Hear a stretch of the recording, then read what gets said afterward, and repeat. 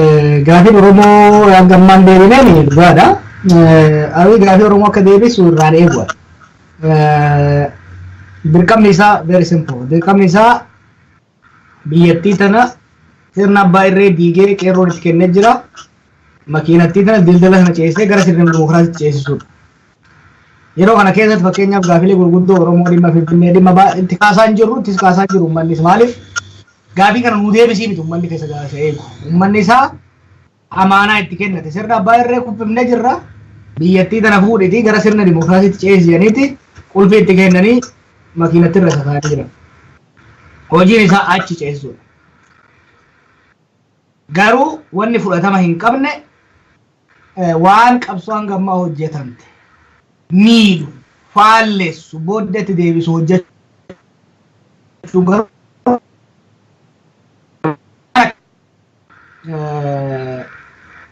narratiiviin fakkeenya maybe akka laafaatti ilaalanitti fakkaata. Gaafuma dura taayitaa qabate waa'ee Minilik eegale. Minilik jaalachuu danda'a, ilaalcha akkasii qabaachuu danda'a. Muummichi ministeeraa san godhuu hin danda'u biyya sanitti rakkoo uumuu yoo barbaadu taate malee.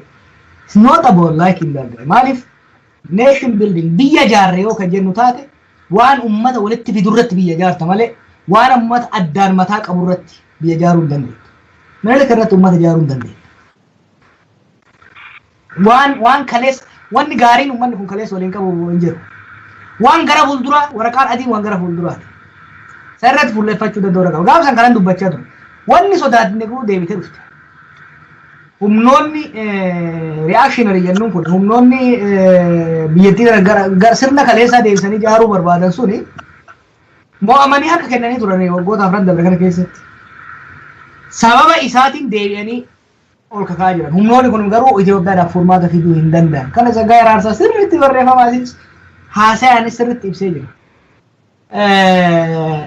Wanni dogongora guddaa uume amma isatti illee rakkoo uumaa jiran. Ani nan gammade dhugaa yoo naan jettan waan dheengaddota irratti. Maaliif karama inni saaqeen isa salphisa uummata duratti. Isa salphise gurbaan wallisaan sun. Isaayyaas Afawarqii duratti. Qeerroo duratti waan akkasii jechuunsa kabajaan affeeramee dhufe. By the way,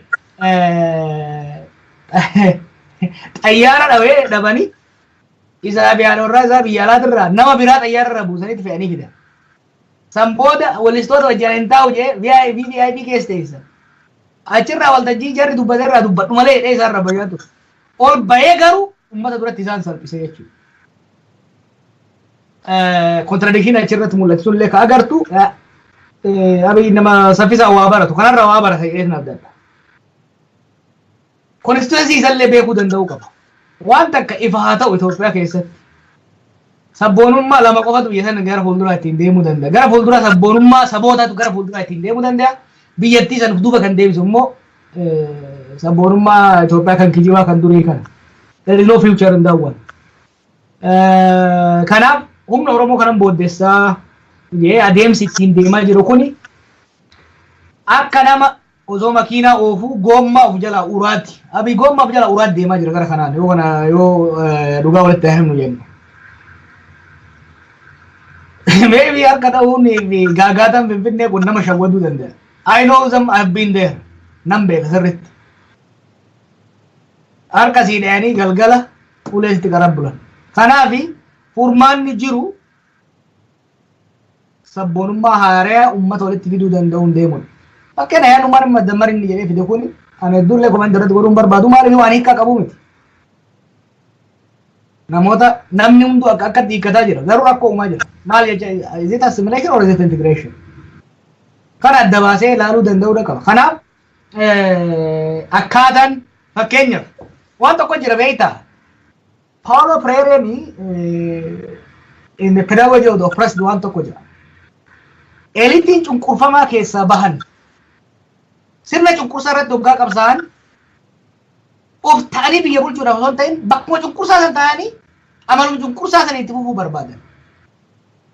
Hoggansa amma jiru qofa keessatti osoo hin ta'in even hoggansa qabsoo bilisummaa Oromoo keessallee rakkoon tokko jira. Of taanee biyya san bulchuu hin dandeenyu yaan jedhu kun gara kanaan abaarsanutti seenee garuu kan Paulo Freire psychology of the oppressed keessatti sirriitti lafa kaa'a. Kanaafi yoo kana kan goonu taate Oromoo ta'ee Oromoo waan Oromoo baay'isee jedhaniin qubanatti qaban jechuun abbootii gadaa birraa hambisan. Abbootiin gadaa garuu they are the only legitimate representation of Oromos. Kana beekuu danda'u qaban. Har'a Oromoo haqaan ka bakka bu'uu danda'u abbootii gadaa qofa. Isaan qofa namni filame namni sirnaan filame Itoophiyaa keessatti. Itoophiyaa guutuu keessatti namni sirnaan filame abbootii gadaa qofa namni biraan jiru dhiiroo. Isaani kan uummata Oromoo qabu jara kan ofirraa fageessinaan Oromoo ofirraa fageessa deemte. Qeerroo muufachiifnan Oromoo muufachiisa deemte. These are the only legitimate force Oromoo biratti har'a dhugaa yoo dubbanu taate. Qeerroo ka qabsaa'ee uummata kanaa asiin ga'e qindeessee asiin ga'e hojii isaatiin kabajaa argate. Abbootii gadaa ka uummataan filamanii dhugaa uummataa dubbataa jiran. Abbootii gadaa maaf irraa fageessan beektaa? Isaan baarsuu didan. Akka duritti ergamuu fi didan. Dhugaa uummataa dubbachuu eegalan. Karaa ofirraa fageessuu eegalan. That's not the way to do it. Tokko namallee tuffachiisa. Nama orma gammachiifne jedhanii uf tuffachiisuun dhufti. Asii beezii kee, kiristeensii kee muufachiifta. Gamasii immoo orma ofitti kofalchiifta. Of tuffachiisa deemta. Adeemsi kuni tokkoffaa qabsoo Oromoo keessatti illee garaagarummaan akka uumu nutti uuma. Lammaffaa immoo hawwii gaarii qaba namni kun dhugatti jijjiirama gurguddaas fidaa jira. Deeggaramuus qabanii deeggarra humna qabnu hunda. Garuu akka hin deeggarree rakkoo uumaa jira. Even deeggartoota isaa yoo ilaalte waltajjii san booda waltajjii bareedaa ture. Wanni amma inni dhimma Eertiraatti hojjetaa jiru kun keessa isaa rakkoo haa jiraatu malee waan historical ta'e waan seena qabeessa. Garuu gurbaan sun dhufee jira jeeqe akkasitti. Kanaaf Itoophiyaa namni kun Itoophiyaan jaalatamuu ministeera. Saboota hundallee Oromollee nama jibbuu miti sabaa sablammoota kanallee gara fuulduraa geessuu barbaada tokkummaa kan barbaada. Garuu tokkummaan haalli ittiin deemamu tokkummaa waloota gara fuulduraa malee waan kalee atakaaroo wal nyaachisee nama wal ajjeechise dubbiin inni dhaqee tuttuqutuun waan ilmi namaa irratti wal fixa ture. Madaa sanitti deebi'anii tuttuquudhaan tokkummaaf jaalala biyya san keessatti uumuun barbaadan danda'amu.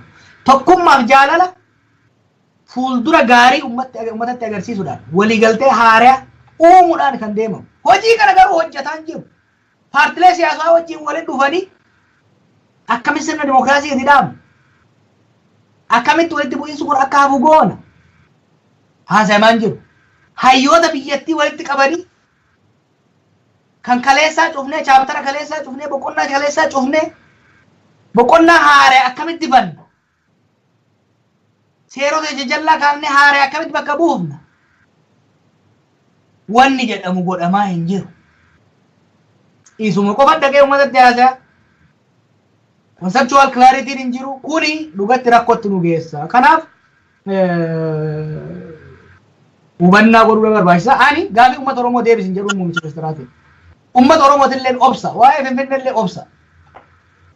Waa'ee daangaallee obsa. Daangaa qabdan qabadhaa ta'a. Waa'ee afaanillee obsa. Hin gaafatina gaaffii kana. Waan lama qofa irratti muummicha ministeeraa eega. Tokko biyyattii saffisaan amaanaan isatti kenname. Amaanaan qeerrootti isatti kenne biyyatti sirna abbaa irree diigeen qulfii itti kenne kun maqaa makiinatti Itoophiyaa ta'e. Gara sirna dimookiraasii ceesisu. Kan lammaffaa qabsoo Oromoo bakka geesse irraa abduu bakka hin deemne. Naareetiivii Oromoo himata Oromoodha. Aayidiyooloojii Oromoo tuquu hin qabu.